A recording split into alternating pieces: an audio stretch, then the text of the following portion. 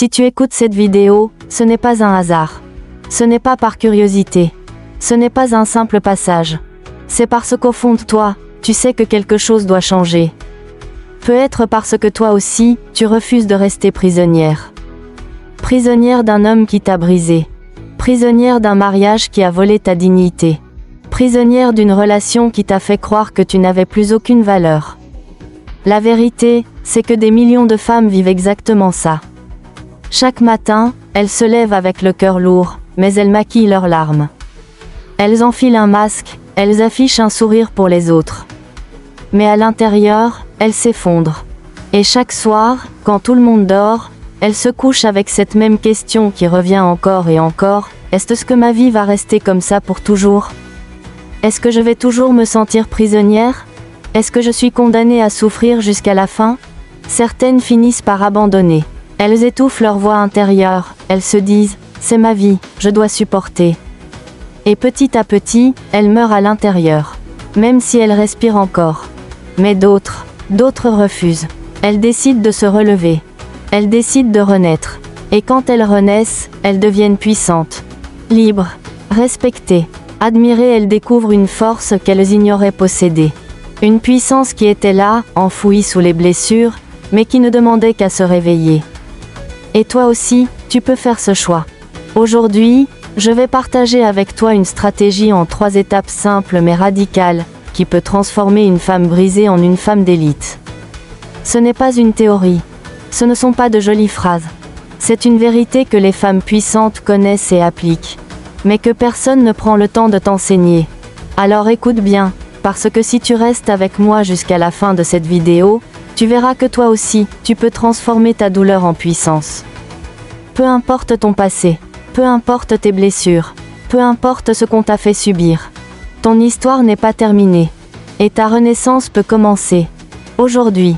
Avant de te révéler ces 3 étapes, je veux que tu entendes l'histoire de Sarah. Sarah avait 32 ans. Une femme belle, douce, pleine de rêves. Mais que la vie avait éteinte peu à peu. Elle avait 2 enfants, une petite fille et un garçon, et un mari qui l'écrasait un peu plus chaque jour. De l'extérieur, tout semblait normal. Aux yeux des voisins, c'était une belle famille africaine, un couple respectable, une maison où tout paraissait en ordre. Sarah était élégante, toujours bien habillée. Elle souriait souvent quand on la croisait, elle saluait poliment, elle faisait bonne figure. Mais derrière ce masque, derrière ce sourire forcé, se cachait un cœur brisé. Chaque matin, elle se levait avec la peur au ventre. Pas une petite inquiétude, non. Une boule énorme, comme une pierre lourde posée sur sa poitrine. Elle ne savait jamais quel mot, quel geste, quel regard allait déclencher une tempête à la maison. La peur de la prochaine critique, tu ne sais rien faire. La peur du prochain reproche, tu es inutile. La peur de la prochaine humiliation, devant les enfants, devant les proches, parfois même devant des étrangers. Et chaque soir, quand la maison s'endormait, Sarah se retrouvait seule dans son lit, le regard fixé au plafond. Elle repassait sa journée dans sa tête. Elle se demandait pourquoi elle n'était jamais assez bien, pourquoi rien de ce qu'elle faisait ne suffisait jamais.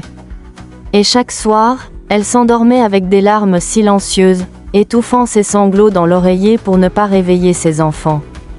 Pendant des années, elle a répété les mêmes phrases dans sa tête, comme un disque rayé, « Je dois rester pour mes enfants. Je dois accepter, parce que je n'ai pas d'argent. Je dois supporter, parce que c'est mon destin. » Elle croyait qu'elle n'avait pas le choix. Elle croyait que sa vie était déjà tracée, que sa souffrance était une croix qu'elle devait porter jusqu'à la fin. Comme beaucoup de femmes, Sarah pensait que souffrir était une obligation, que le mariage était synonyme de sacrifice, même si ce sacrifice la détruisait de l'intérieur. Mais un soir, après une humiliation de trop, tout a basculé. Ce soir-là, les paroles de son mari avaient été comme des couteaux. Elle s'était regardée dans le miroir et elle ne s'était même plus reconnue. Ses yeux étaient vides, ses épaules voûtées, son sourire éteint. Et pour la première fois depuis des années, elle a eu une pensée claire, si je reste, je vais mourir à petit feu. Et mes enfants vont croire que c'est ça, la vie. Que c'est ça, l'amour. Alors, dans un silence presque sacré, elle a pris une décision. Elle a pris un vieux sac de voyage. Elle y a mis quelques vêtements, les papiers de ses enfants, un peu de nourriture. Elle a réveillé doucement sa fille, puis son garçon. Et sans un bruit, elle est sortie de cette maison qui ressemblait plus à une prison qu'à un foyer. La première nuit, elle l'a passée dans un appartement vide qu'une connaissance lui avait prêté. Rien à l'intérieur, à part un matelas gonflable posé au milieu du salon. Pas de meubles, pas de frigo, pas d'argent, pas de famille pour l'aider, pas de certitude pour le lendemain. Mais il y avait une chose. Une seule. Une chose que son mari n'avait pas réussi à lui enlever, une décision nouvelle. Une flamme, minuscule, fragile, mais bien réelle. Et c'est là, précisément là, dans ce vide total, que sa renaissance a commencé. Alors comment fait-on, concrètement, pour passer de femme brisée, à femme puissante? Il y a 3 étapes. Écoute-les bien, car elles paraissent simples, mais elles changent absolument tout. 1. L'indépendance financière. Un homme toxique garde une femme prisonnière en la rendant dépendante. Et ce n'est pas seulement l'homme. Parfois, c'est la société elle-même qui dit « Tu as besoin d'un mari pour vivre ». Mais la vérité, c'est que si tu veux briser tes chaînes, la première étape est claire, l'argent. Tu n'as pas besoin de devenir millionnaire pour commencer. Tu as besoin d'un petit revenu à toi. Même 10, 20 ou 50 euros par mois. Ça paraît peu, mais c'est une graine de liberté. Droit si tu sais cuisiner, tu peux vendre des plats. Droit si tu sais coiffer, maquiller, coudre, transforme-le en activité. Droit si tu sais écrire ou dessiner, Internet peut être ta vitrine. Droit et si tu n'as encore aucune compétence, ce n'est pas une fatalité. Aujourd'hui, il existe des milliers de formations gratuites en ligne. Sarah a commencé petit. Elle a appris une compétence, puis trouvé un travail. Chaque mois, elle mettait de côté, même si ce n'était que quelques pièces. Mais à chaque fois qu'elle épargnait, elle se sentait plus libre. Et toi aussi, tu peux commencer. Mets de côté 10 euros par semaine. Ce n'est pas le montant qui compte, c'est le symbole. C'est la preuve que tu reprends le contrôle de ta vie. Question pour toi, et si aujourd'hui, tu décidais de créer ton premier petit revenu, quelles compétences pourrais-tu utiliser? 2. Le mindset d'élite, la deuxième étape, c'est ton mental. Une femme brisée répète dans sa tête, je ne vaux rien. Je ne peux pas. Je suis condamnée à rester comme ça. Mais une femme puissante se dit, j'ai de la valeur. Je vais apprendre. Je suis capable. Tu vois la différence? Tout commence par les mots que tu répètes à toi-même. Droit chaque matin, place-toi devant un miroir et déclare des affirmations. Je suis précieuse. Je mérite le respect. Je suis destinée à plus grand. Ça peut sembler ridicule au début.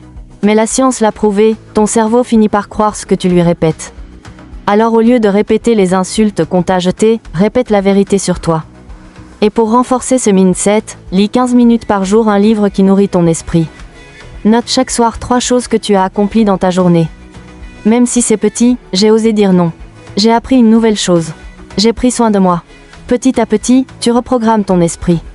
3. La reconstruction sociale, la 3e étape, c'est ton environnement. Ton entourage décide de ton avenir. Si tu restes entouré de personnes toxiques, tu resteras au sol. Mais si tu t'entoures de personnes qui s'élèvent, tu vas t'élever aussi. Droit coupe les liens qui t'écrasent. Droit cherche des mentors, même à travers des vidéos ou des livres. Droit entoure-toi de femmes qui se battent, pas de celles qui abandonnent. Ton réseau devient ton tremplin. Et ta solitude peut devenir une force, si tu décides de la remplir de modèles inspirants. Sarah, au début, était seule. Mais elle a cherché du soutien dans des associations, elle a rencontré d'autres femmes qui s'étaient relevées. Et c'est ça qui l'a aidée à continuer. Les premiers mois, Sarah a souffert. Elle a douté, mais elle a refusé de retourner en arrière.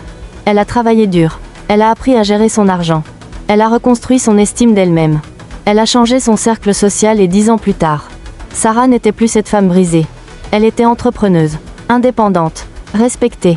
Elle avait bâti une vie qui lui ressemblait, et cette fois, personne ne pouvait l'écraser. Et son histoire n'est pas unique. Elle est la preuve vivante que toi aussi, tu peux renaître. Mets de côté 10 euros chaque semaine. Lis 15 minutes par jour un livre qui nourrit ton esprit. Note chaque soir 3 choses que tu as accomplies. Écris une lettre à ton moi futur, décris la femme que tu veux devenir. Éloigne-toi de ceux qui te rabaissent, rapproche-toi de ceux qui croient en toi. Ces petites actions, répétées chaque jour, reconstruisent ton identité. Tu n'as pas été brisée pour rien. Tu n'as pas été détruite pour rester au sol. Tu as été détruite pour te relever plus forte que jamais. Alors pose-toi cette question, veux-tu rester prisonnière, ou veux-tu redevenir libre? Si tu veux redevenir une reine, abonne-toi dès maintenant. Parce que chaque semaine, je partage des clés que personne n'ose donner aux femmes. Des clés pour sortir du silence, retrouver ta puissance, et bâtir une vie qui te ressemble. Ta renaissance commence aujourd'hui.